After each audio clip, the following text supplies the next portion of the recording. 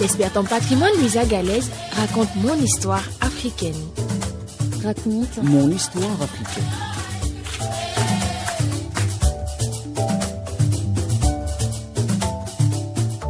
Dans les hauteurs paisibles de Sokaras, ancien Tagaste en Algérie, là où naquit Saint-Augustin, un arbre singulier résiste au temps. Un olivier que la tradition locale appelle l'olivier de Saint-Augustin.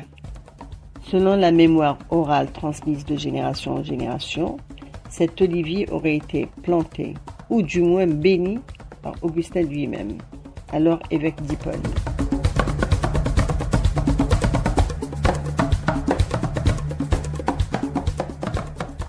Il aurait souvent médité à son ombre, lisant les Écritures, en écrivant des lettres et des serments entre philosophie, foi et héritage gréco-romain.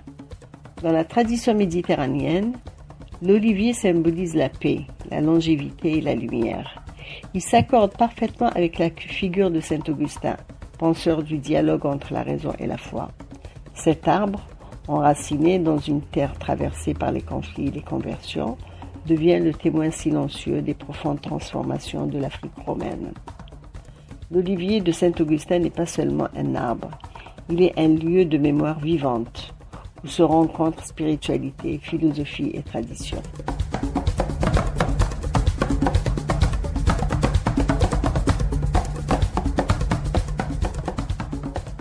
Aujourd'hui encore, des visiteurs se rendent à Sokaras pour voir l'olivier du philosophe et homme de savoir. C'est un patrimoine vivant associé à l'idée d'un héritage partagé entre les cultures chrétiennes, musulmanes et amazighes africaines. Il rappelle que la sagesse peut prendre racine dans un arbre, dans une parole ou dans une vie dédiée à la recherche de la vérité. Il existe en Afrique des arbres bien plus anciens que l'olivier de Saint-Augustin, dont certains figurent parmi les plus vieux arbres du monde. Ils sont souvent vénérés, porteurs de vérités sacrées, historiques, culturelles, et parfois même considérés comme esprits protecteurs ou archives vivantes des communautés. Les arbres nous enseignent la patience du temps, et l'olivier de Saint-Augustin nous murmure la paix de l'esprit.